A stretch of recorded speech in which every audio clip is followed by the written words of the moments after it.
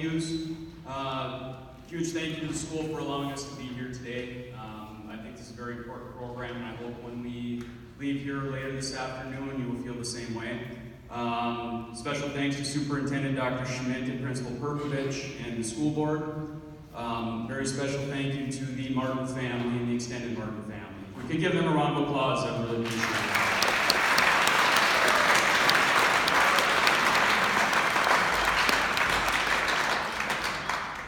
I've been working in Virginia now as a police officer since 2004.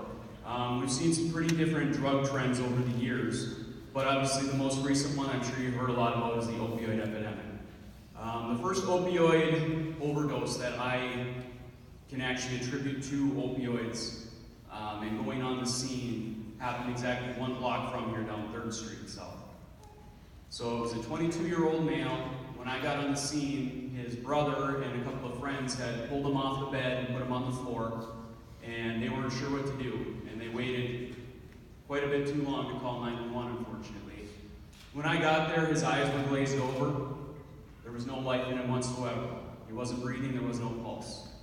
I started CPR, and when the ambulance crew arrived, they came in. One of the first things that they do is they hook you up to this Lucas machine. It's an automatic machine that starts thumping away in your chest. And you literally see this person's body almost bouncing off the floor because this is such a violent machine.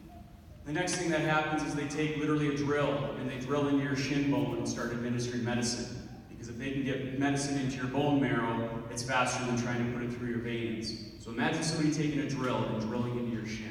And if you think I'm trying to scare you right now, I am, I'll be honest, because it's scary. Somehow, some way, they were able to get a pulse back on this young man.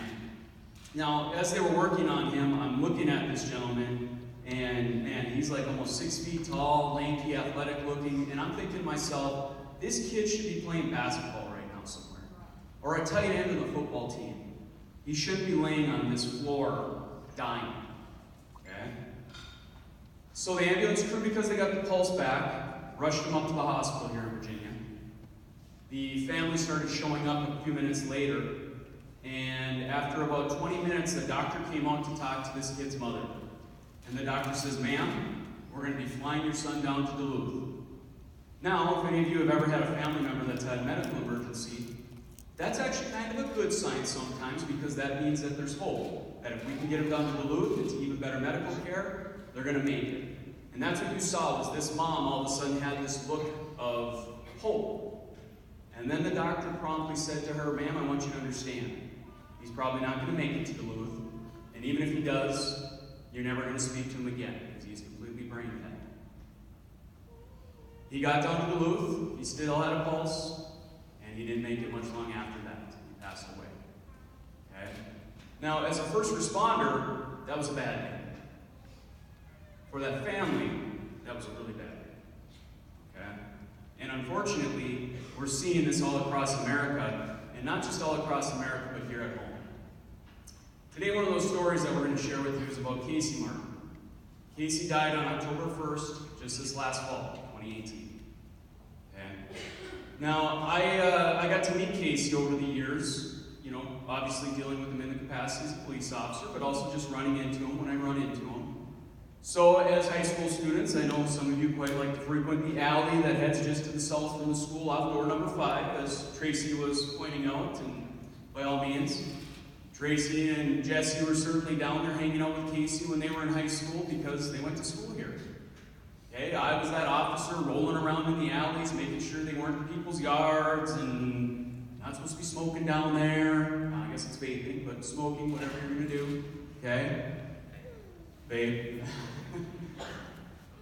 So every time I got to deal with Casey, I got to know him a little more, and a little more, and a little more. And I remember when I first met him, I really thought he was a smartass. Straight up, he was a smartass. And every time one of his friends was in trouble that I was dealing with his friend, Casey would play the role of sidewalk lawyer. And after a while, as Casey started getting a little older and I'd run into him, I really appreciated his humor, because I'm kind of a smartass too. And it was something that him and I could banter back and forth quite a bit. Now, when Casey turned into his, graduated high school and turned into his 20s, and I would run into him when he was downtown and stuff, he'd be sure to come up and chat with me and kind of fill me in on how life was going and how the rest of the family was doing and whatnot. And it was always good to hear. Then it wasn't but maybe about a year and a half, 2 years ago, I started hearing about Casey's name coming up in some overdose episodes, where he was brought back, but he certainly was overdosing, which means he was using some sort of opioid. Most often it winds up being heroin, and now we're running into fentanyl. It's kind of the big one.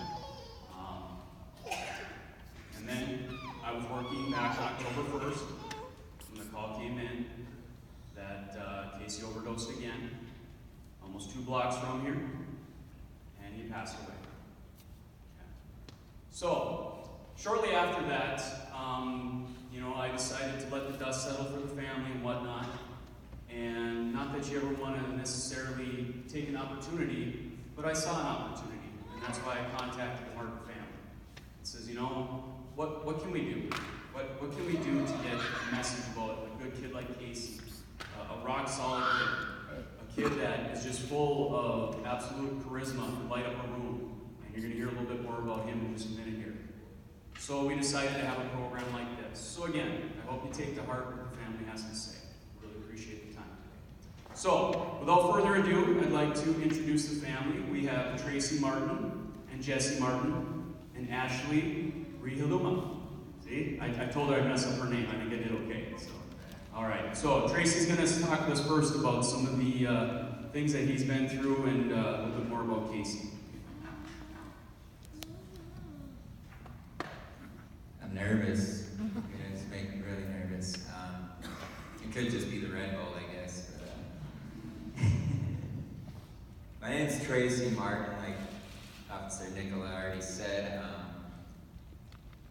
A lot of my speaking engagements, I introduce myself as a drug addict.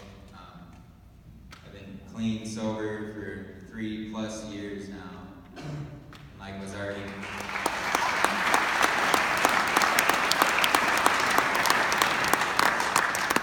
If you know anything about me, I would never say, though, that has anything to do with what I did. To me, it's something bigger than that. But I never thought my life would change. It was pretty hopeless, really hopeless.